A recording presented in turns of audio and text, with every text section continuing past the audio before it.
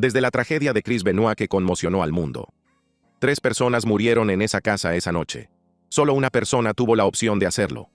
Las otras 2 no tuvieron la opción de morir. Así que si ese es tu chico, vete al carajo. Hasta el escándalo racista de Hulk Hogan que destruyó su legado. ¿Eres racista? No, no lo soy. No soy racista. Nunca debí haber dicho lo que dije. Estuvo mal. Me avergüenza.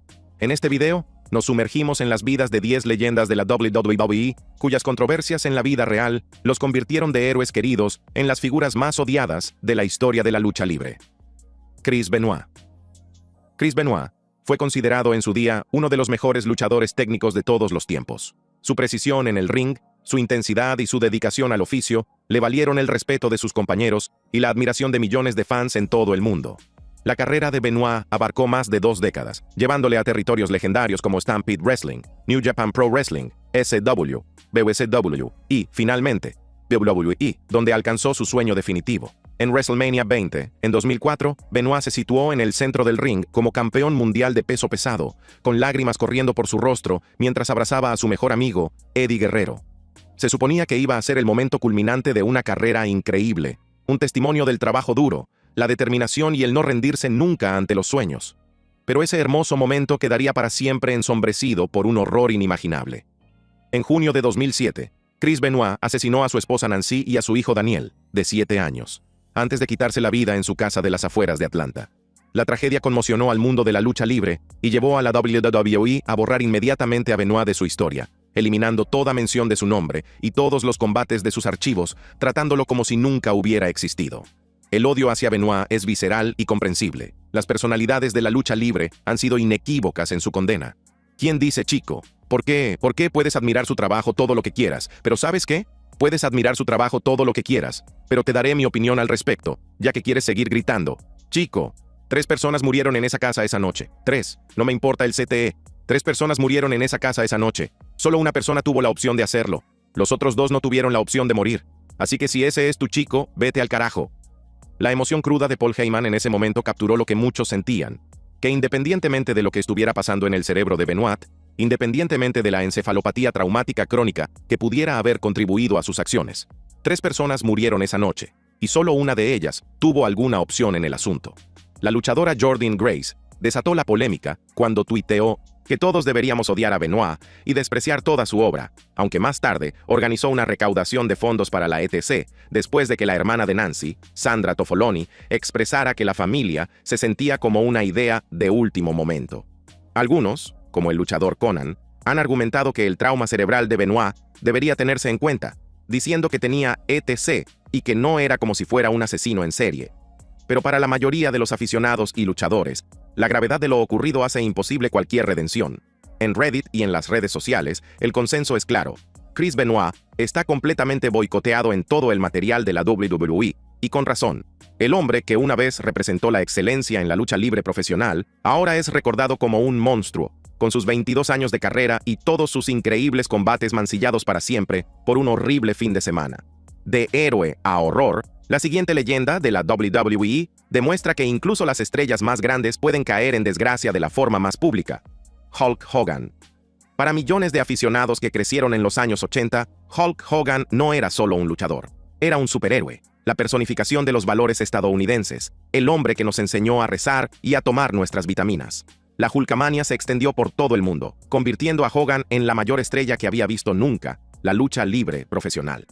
Fue protagonista en 8 de las 9 primeras ediciones de WrestleMania, ganó 6 campeonatos de la WWF, y su legendario Body Slam a André el Gigante en WrestleMania 3 se convirtió en uno de los momentos más emblemáticos de la historia del entretenimiento deportivo. Hogan transformó la lucha libre de una atracción regional a un fenómeno global, cruzando a los medios de comunicación convencionales con películas, apariciones en televisión y contratos publicitarios que lo convirtieron en un nombre muy conocido mucho más allá del mundo de la lucha libre. Pero en 2015, todo se derrumbó cuando una grabación racista se filtró al público. El audio revelaba a Hogan utilizando insultos racistas, incluyendo múltiples ocasiones en las que utilizaba la palabra nigger mientras hablaba del novio de su hija. Pero no fueron solo los insultos lo que conmocionó a la gente, sino la naturaleza casual y coloquial de su racismo. Estaba en el punto más bajo de mi vida.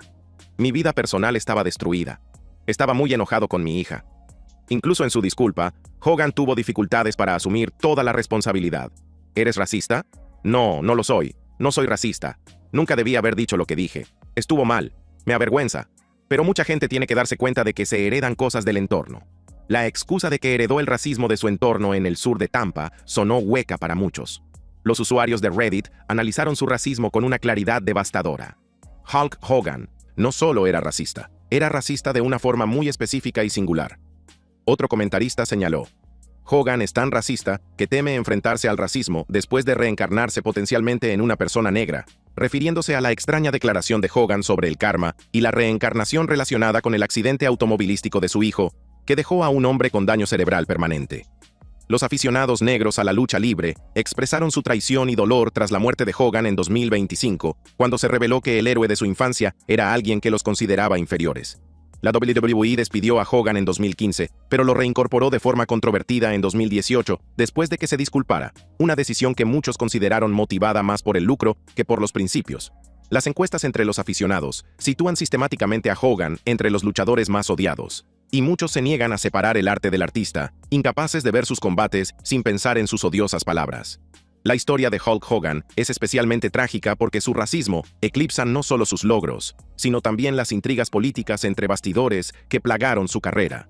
Las historias de Hogan negándose a perder combates, manipulando a los organizadores para mantenerse en la cima y frenando a los talentos más jóvenes, han circulado durante décadas. Pero es el racismo lo que definirá su legado para siempre, transformando al héroe rojo y amarillo de nuestra juventud en una advertencia sobre los héroes con pies de barro. Si el legado de Hogan se vio empañado por sus palabras, el siguiente demostró que las acciones y las opiniones pueden ser igual de condenatorias. The Ultimate Warrior. The Ultimate Warrior era la personificación de la energía pura y desenfrenada. Solo su entrada, corriendo hacia el ring, sacudiendo las cuerdas con intensidad maníaca, con la pintura facial y las borlas de neón, creando una imagen inolvidable, lo convirtió en una sensación instantánea. Su victoria sobre Hulk Hogan en WrestleMania 6, con la que conquistó simultáneamente los campeonatos Intercontinental y WWF, pareció marcar el comienzo de una nueva era. Durante un breve momento, Ultimate Warrior se posicionó como el sucesor de Hogan, la próxima gran estrella de la lucha libre profesional. Pero detrás de la pintura y el poder, había un hombre cuyas opiniones eran tan tóxicas como limitado era su estilo de lucha. Ultimate no era un gran trabajador. No le gustaba el negocio, pero ganaba mucho dinero. Pero odiaba el negocio. De verdad, solo estaba en él por el dinero. Sus compañeros luchadores describen a Warrior como difícil, poco fiable y genuinamente extraño. Y uno de ellos señala que Sid Vicious pensaba que le estaban tomando el pelo porque Warrior estaba tan loco y fuera de sí. Pero fueron las declaraciones públicas intolerantes de Warrior las que consolidaron su estatus como una de las leyendas más odiadas. La revista Vice documentó cómo la WWE ha estado encubriendo el pasado intolerante de Warrior, ignorando sus diatribas homofóbicas y sus comentarios racistas. En su blog, Warrior se refirió a Heath Ledger de forma burlona como Leatherheadger, y lo calificó de gran padre por haber muerto, burlándose de la muerte del actor. Publicó contenido contra el día de Martin Luther King Jr. y llamó a las víctimas del huracán Katrina autodestruidas. Sus comentarios homofóbicos en conferencias, incluso en universidades, provocaron protestas y peticiones. Los usuarios de Reddit son inequívocos. Ultimate Warrior era un montón de mierda ignorante, racista y homófobo. Sin embargo, la WWE creó el premio Warrior en su honor tras su muerte en 2014, pocos días después de su incorporación al Salón de la Fama y su última aparición en Monday Night Raw. Y yo también. Soy un tipo diferente. Aclaramos las cosas. Ambos pedimos perdón. Nos dimos la mano y nos marchamos sintiéndonos muy avergonzados de que yo hubiera siquiera considerado no hablar con él. Así de grande fue el cambio que había experimentado. Su viuda, Dana, afirma que su corazón cambió gracias a las conversaciones con sus hijas, pero para muchos es demasiado poco y demasiado tarde. The Ultimate Warrior sigue siendo un símbolo de cómo la WWE antepone los beneficios a los principios, al elegir honrar a un intolerante con un premio que supuestamente celebra el humanitarismo. Desde la intolerancia hasta el abuso de poder, la siguiente figura de la WWE demuestra que las leyendas no siempre son héroes. The Fabulous Moolah. The Fabulous Moolah mantuvo el campeonato femenino durante 28 años, un récord que quizá nunca se supere. Se le atribuye haber mantenido viva la lucha libre femenina en una época en la que estaba prohibida en muchos estados, haber entrenado a generaciones de luchadoras y haber allanado el camino para la revolución femenina actual en la WWE. En 2018, La WWE anunció que nombraría la primera batalla real femenina en WrestleMania en su honor, lo que parecía un tributo adecuado a una mujer pionera en una industria dominada por los hombres. Pero entonces, empezaron a salir a la luz las historias. La ex luchadora Matt Maxine reveló en Dark Side of the Ring que Moolah enviaba chicas a este tipo de Arizona y las prostituía. Otras aprendices denunciaron acusaciones de explotación económica, abusos y prostitución con promotores. Las acusaciones pintaban a Moolah como alguien que utilizaba su monopolio sobre la lucha libre femenina no para elevar la división, sino para controlar y explotar a jóvenes desesperadas por una oportunidad en el negocio. Vince debería haber dicho: esperen un momento, miren, y deberían haber dado una conferencia de prensa y haber dicho: esperen un momento, Mars, o las zapatillas y todo eso. Escuchen, vamos a aclarar las cosas. Porque aquí hay una mujer que trabajó para nosotros durante tantos años que sigo apoyándola, porque se merece el reconocimiento. Así que veamos de dónde viene todo esto y quién ha empezado este lío. Un primo mío se me acercó y me dijo: Judy, ¿de verdad hiciste eso? Le pregunté: ¿hacer qué? Y me respondió: lo de que Miller te prostituyó. Le dije: ¿nos prostituyó? Y añadí: nadie sabe lo mucho que duele oír eso, que trabajas para alguien y te prostituye para que consigas lo que hiciste. El emotivo testimonio de Judy Martin, una de las Glamour Girls, muestra el dolor que estas acusaciones causaron a las mujeres que trabajaban con Moolah. Todos ustedes que firmaron esa petición y acusaron a Moolah de ser una proxeneta, sentí que realmente decían que ella nos prostituía a nosotras, las chicas, lo cual nunca sucedió. Las drogas, nunca he consumido drogas. Es decir, podrían haberme hecho pruebas en aquella época, y les garantizo que lo único que habrían encontrado en mí era un cigarrillo, y eso duele. De verdad duele. Y no sé si ustedes son realmente aficionados a la lucha libre o simplemente no tienen nada que hacer, pero si firmaron ese papel, lo firmaron, y realmente dañaron a muchas chicas de este negocio que trabajaban en aquella época. Aunque algunos defendieron a Moolah, las redes sociales fueron implacables. Los aficionados la llamaron proxeneta y cosas peores, con comentarios que señalaban que ella contribuyó a que muchas mujeres fueran violadas.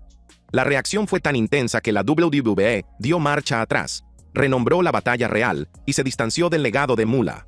Stephanie McMahon abordó la controversia en Twitter, reconociendo las preocupaciones.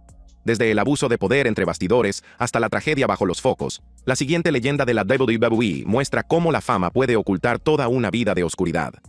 Jimmy Superfly Snuka. Jimmy Superfly Snuka revolucionó la lucha libre profesional con su estilo acrobático. Su característico Superfly Splash, ejecutado desde la cuerda superior o incluso desde lo alto de una jaula de acero, influyó en generaciones de luchadores acrobáticos que le siguieron. En 1983, su legendario salto desde lo alto de una jaula sobre el cuerpo tendido de Don Muraco en el Madison Square Garden se convirtió en uno de los momentos más repetidos de la lucha libre, consolidando su estatus como innovador y temerario que traspasó los límites de lo posible en el ring. Pero ese mismo año, ocurrió algo mucho más oscuro. En mayo de 1983, la novia de Snuka, Nancy Argentino, fue encontrada muerta en su habitación de hotel en Whitehall Township, Pensilvania. La mujer, de 23 años, presentaba un traumatismo craneal grave, lesiones que, según el forense, eran compatibles con haber sido atropellada por un vehículo en movimiento o golpeada con un arma. Snuka afirmó que se había caído y se había golpeado la cabeza. El caso quedó sin resolver, y muchos creyeron que Vince McMahon Sr. ayudó a encubrir lo que realmente había sucedido para proteger a una de sus mayores estrellas. Durante más de 3 décadas, Snuka siguió luchando e incluso fue incluido en el Salón de la Fama de la WWE en 1996, mientras la familia de Nancy buscaba justicia. Finalmente, en 2015, Snuka fue acusado de homicidio en 3er grado. Pero el caso nunca llegó a juicio, ya que Snuka fue declarado incompetente debido a su demencia y a un cáncer de estómago. Murió en 2017 sin haber sido juzgado por la muerte de Nancy. Odio decirlo, pero acababa de dejarlo cuando íbamos de regreso a casa, donde vivimos en Florida, y falleció. Fui a verlo todos los días. No conocía a nadie, pero nos conocía a nosotros. Todo ese asunto controvertido que pasó con él, y esa palabra, creo que lo habría superado. Verán, el caso nunca se ha resuelto porque él nunca ha sido, ya saben, dictaminaron que no podía. Sí, no podía testificar. La comunidad de la lucha libre estaba dividida. ¿Qué opinas de toda esta controversia ahora con Jimmy Snuka que están tratando de traer de vuelta? Es triste. Justo estábamos hablando de eso antes. No sé qué pasó. Yo acababa de llegar al territorio en ese momento, por supuesto que Jimmy estaba, eso fue antes de Hogan. Él era el hombre.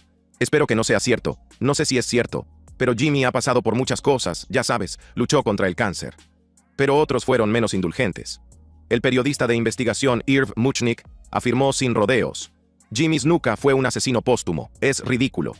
Cuando la WWE emitió un video homenaje tras su muerte, Jim Ross defendió la decisión diciendo: no tuve ningún problema. Significó mucho para una generación, aunque más tarde se disculpó por cómo se interpretaron sus comentarios. Las redes sociales estallaron con condenas. Los fans publicaron "asesino, asesino, asesino" y cuestionaron cómo la WWE podía honrar a alguien con acusaciones tan graves sobre su cabeza.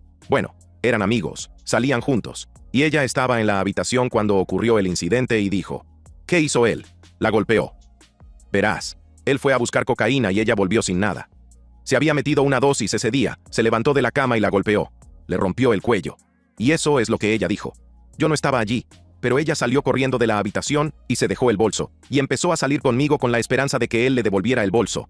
Pero yo no lo hice. No sé qué pasó con ese bolso. El caso Snuka representa uno de los capítulos más turbulentos de la lucha libre. Una leyenda cuyos movimientos innovadores inspiraron a innumerables luchadores, cuya carrera en el Salón de la Fama alegró a millones de personas, pero cuyo presunto acto violento contra una joven fue ocultado durante décadas para proteger el negocio. La familia de Nancy Argentino ganó una demanda civil, pero para muchos eso es un consuelo insuficiente, ya que nunca se hizo justicia penal. Los presuntos delitos de Snuka sacudieron el ring, pero los escándalos de Vince McMahon sacudieron todo el imperio. Vince McMahon no solo participó en la lucha libre profesional, sino que la transformó. Como presidente y director ejecutivo de la WWE, McMahon convirtió un territorio regional en un imperio del entretenimiento global. Creó WrestleMania, compró competidores como la WCW y la ECW, y convirtió la WWE en una empresa que cotiza en bolsa y vale miles de millones. Como intérprete, su personaje, Mr. McMahon, el jefe malvado y ávido de poder, se convirtió en uno de los villanos más fascinantes de la historia de la lucha libre, enfrentándose a Stone Cold Steve Austin en historias que definieron la era Attitude y llevaron a la WWE a cotas sin precedentes. Pero en 2022 y 2023 surgieron acusaciones que reflejaban a su personaje en pantalla de forma inquietante. Varias demandas acusaron a McMahon de conducta sexual inapropiada, tráfico y abuso emocional. Las acusaciones eran gráficas y profundamente inquietantes, y pintaban el retrato de un hombre que supuestamente utilizaba su poder para coaccionar y abusar de sus empleados. Se citó a una antigua estrella de la WWE diciendo: Vince hizo que muchos de nosotros nos sintiéramos pequeños y horribles. Otro lo llamó pedazo de mierda manipulador, describiendo la dinámica casi sectaria dentro de la WWE, donde la palabra de McMahon era ley. Hay ciertas personas que son superestrellas, y eso no quiere decir que no lo sepan y que puedan aprovecharlo y crear esos momentos. Pero hay algunas personas que no pueden evitarlo. Exacto, no paran de decir cosas extravagantes, simplemente no tienen filtro. Las acusaciones incluyen afirmaciones de que McMahon defecaba sobre un empleado durante un trío, que traficaba con empleados para luchadores y ejecutivos, y que creaba un ambiente en el que rechazar sus insinuaciones podía acabar con la carrera profesional. Se inició una investigación federal, aunque finalmente se archivó en 2025. Pero las demandas civiles continúan. Bueno, me refiero a la cultura, que sigue existiendo. Sí, como los tipos que están saliendo a la luz y cubriendo esto y ayudando a tenderle una trampa a Vince. Siguen ahí. Formaban parte de la cultura, como si todavía hubiera un liderazgo. Es una de esas cosas interesantes en las que derribas y te llevas al dueño de la empresa. Esto es esto. Sí. Pero es una cosa o la otra. Quiero decir, o limpiamos la casa o no. McMahon dimitió de la WWE en 2024 en medio de los escándalos, poniendo fin a su reinado de décadas sobre la empresa. Un documental de Netflix exploró más a fondo las explosivas acusaciones, remodelando la percepción pública del hombre que construyó la WWE. La ironía es casi demasiado perfecta. El personaje que interpretaba en televisión, el malvado jefe que abusaba de su poder y trataba a los empleados como juguetes, parece haber sido menos un personaje y más una confesión. McMahon controlaba la empresa, Michaels controlaba a los luchadores y a veces, ese control tenía un precio: Shawn Michaels. Shawn Michaels es ampliamente considerado como Mr. WrestleMania, un artista cuyo atletismo, carisma y capacidad para contar historias lo convirtieron en uno de los mejores luchadores de todos los tiempos. Su combate de escaleras contra Razor Ramón en WrestleMania X revolucionó las reglas. Su combate Iron Man contra Bret Hart en WrestleMania 12 demostró su resistencia y habilidad técnica. La formación de The Generation X, junto a Triple H, ayudó a marcar el comienzo de la era Attitude. Por cualquier medida de habilidad en el ring, Michaels merece su lugar en el panteón de los grandes de la lucha libre.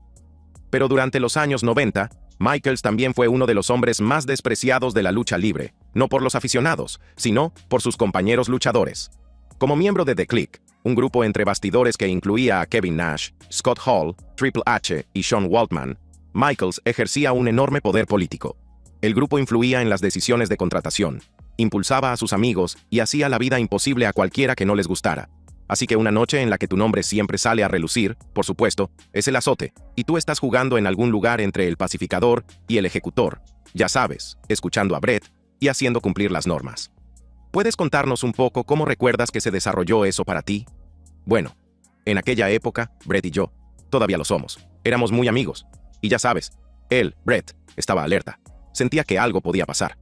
El ejemplo más infame de la política entre bastidores de Michaels fue el Montreal Screwjob en 1997. Bret Hart, que dejaba la WWE para irse a la WCW, debía conservar su campeonato, pero no quería perderlo en Canadá ante su acérrimo rival Michaels.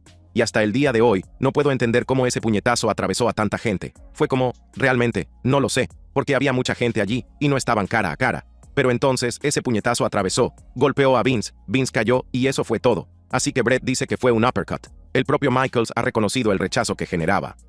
El rechazo de la gente hacia nosotros era palpable, admitió, señalando que The Clique tomó la decisión consciente de aumentar ese rechazo. Los luchadores lo describían como un cáncer en el vestuario, y uno de ellos afirmó rotundamente, Sean, joder, no lo soportaba. Sin embargo, la historia de Michaels tiene un elemento de redención que lo diferencia de los demás en esta lista. Tras una lesión de espalda que puso fin a su carrera en 1998 y su posterior regreso en 2002, Michaels era un hombre cambiado. Su fe cristiana y el tiempo alejado del negocio lo suavizaron considerablemente. Se disculpó por su comportamiento pasado. Fue mentor de talentos más jóvenes y se comportó de manera profesional. La historia de redención de Michaels contrasta fuertemente con la siguiente leyenda, cuya personalidad de heel se extendió mucho más allá del ring y llegó a la vida real. John Bradshaw Layfield, JBL. John Bradshaw Layfield, más conocido como JBL, tuvo una exitosa carrera en la WWE. Como parte del equipo APA, era un luchador fiable de nivel medio. Su transformación en el personaje rico y arrogante de JBL en 2004 le llevó a un reinado de 280 días como campeón de la WWE, lo que le convirtió en uno de los campeones más longevos de la era moderna. Tras retirarse, se convirtió en comentarista, llevando su personaje heel a la mesa de comentaristas, donde le sirvió bien durante años. Pero entre bastidores, JBL tenía fama de ser uno de los matones más notorios de la lucha libre. Las historias de sus novatadas y acosos son legendarias en el peor sentido posible. Los Hardy Boys detallaron los incidentes de novatadas en su libro. Edge se enfrentó al acoso de JBL. Quizás lo más infame fue el supuesto acoso de JBL al locutor Mauro Ranallo, que provocó la salida de Ranallo de la WWE en 2017, lo que desató críticas generalizadas hacia el comportamiento de JBL. Pro Wrestling Stories calificó las acciones de JBL como un ejemplo clásico de acoso laboral en la WWE, señalando que su comportamiento era tácitamente aprobado por Vince McMahon, lo que creaba una cultura en la que el acoso no solo se toleraba, sino que se fomentaba. La hipocresía era evidente. La WWE llevaba a cabo campañas contra el acoso como Be a Star, mientras empleaba y promocionaba a uno de los acosadores más destacados de la lucha libre.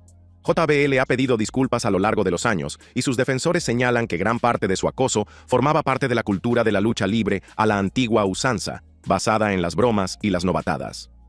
El acoso de JBL puede haber perjudicado carreras, pero las supuestas acciones de Ric Flair fuera del ring revelaron que ni siquiera los íconos están por encima de las faltas graves. Ric Flair.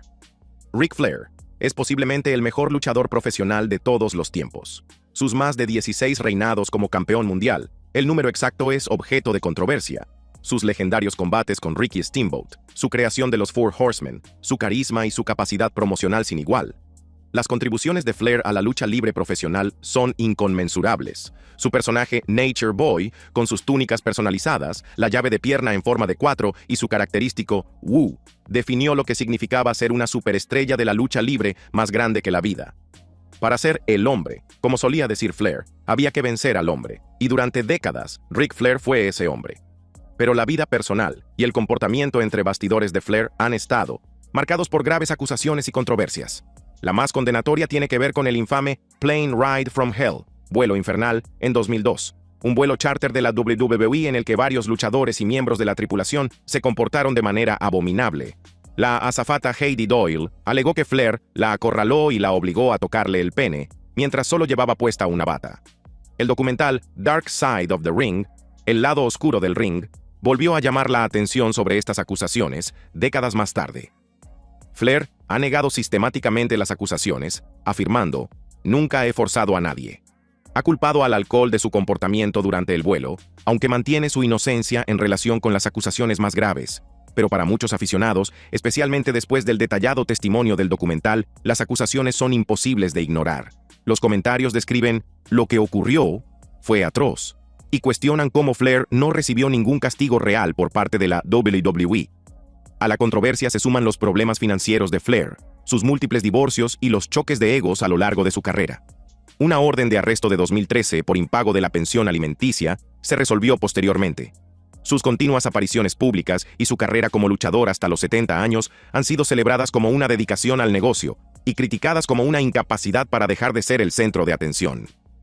La historia de Ric Flair es complicada porque su trabajo en el ring es tan legendario que a muchos aficionados les cuesta conciliar al Nature Boy que idolatraban con las acusaciones contra el verdadero Richard Flair. Su reciente documental y sus disculpas públicas no han servido para satisfacer a los críticos que creen que se salió con la suya a pesar de su grave conducta indebida gracias a su estatus en la industria. Randy Macho Man Savage. Randy Macho Man Savage era la intensidad personificada. Su voz grave, sus extravagantes atuendos, su personaje, Macho Man, todo en él era más grande que la vida. Sus combates estaban meticulosamente planificados. Es famoso por enviar por fax entre 29 y 30 páginas de planificación para los grandes combates, asegurándose de que cada momento fuera perfecto. Jim. Jim era perfeccionista, al igual que Randy. Lo que más recuerdo de Randy era cómo se preparaba para Los Ángeles, el evento de pago por visión de Los Ángeles. Recuerdo que una noche iba en limusina con Jim a una ciudad, y me contó que Randy le había enviado por fax 29 o 30 páginas. Eso es lo que hizo con Ricky Steamboat para WrestleMania 13. Su combate en WrestleMania 13 contra Ricky Steamboat está considerado uno de los mejores combates de lucha libre de todos los tiempos. Su asociación con Miss Elizabeth creó algunos de los momentos más memorables de la lucha libre. Sus dos reinados en el campeonato de la WWF y su posterior éxito en la WCW consolidaron su estatus de leyenda. Pero entonces, misteriosamente, Savage fue esencialmente expulsado de la WWE durante años. No fue incluido en el Salón de la Fama hasta el año 2015, 4 años después de su muerte en un accidente de coche. Dime, ¿cuándo te cruzaste por primera vez con Randy Savage? A mediados de los 80, cuando el panorama de la lucha libre estaba cambiando, con la conexión entre el rock y la lucha libre en MTV, la introducción de Cyndi Lauper y todo el mundo de Hollywood, apareció de repente Macho Man, y era tan escandaloso como se decía. El rumor que circuló durante años era que Savage había tenido una relación inapropiada con Stephanie McMahon cuando ella era menor de edad, lo que supuestamente llevó a su expulsión de la WWE. La personalidad de la lucha libre Dutch Mantel dijo en un podcast, no era solo un rumor, era una afirmación casi aceptada como un hecho. Algunos señalaron como prueba un anuncio promocional en el que Savage le decía crípticamente a Triple H que le diera a Stephanie un beso por los viejos tiempos. Sin embargo, estos rumores nunca se han confirmado, y muchas personas cercanas a Savage los han desmentido. Su hermano Lanny Poffo ha criticado a los medios de comunicación por perpetuar la historia. La verdad es probablemente más mundana. Savage probablemente dejó la WWE por un mejor contrato con la WCW, y Vince McMahon le guardó rencor, como solía hacer con los luchadores que se pasaban a la competencia. En cuanto a la lucha libre de entonces, ya sabes, los años 80 y principios de los 90, creo que era una época muy diferente a la actual, ¿no crees? Sin duda. Hoy en día todo es televisión. En aquella época, la WWE probablemente hacía 2.000 espectáculos al año. Ahora hacen 400, y todo gira en torno a la televisión o los eventos de pago por visión. Las estrellas son tan importantes hoy como lo eran entonces. Por supuesto, Macho Man era uno de los mejores. Nunca fui fanático de la lucha libre, pero sé quién es Randy Macho Man Savage. Aún así, los rumores sin fundamento dañaron el legado de Savage y contribuyeron a su clasificación póstuma en el ranking de odio. Su familia se merecía algo mejor, al igual que la memoria de Savage.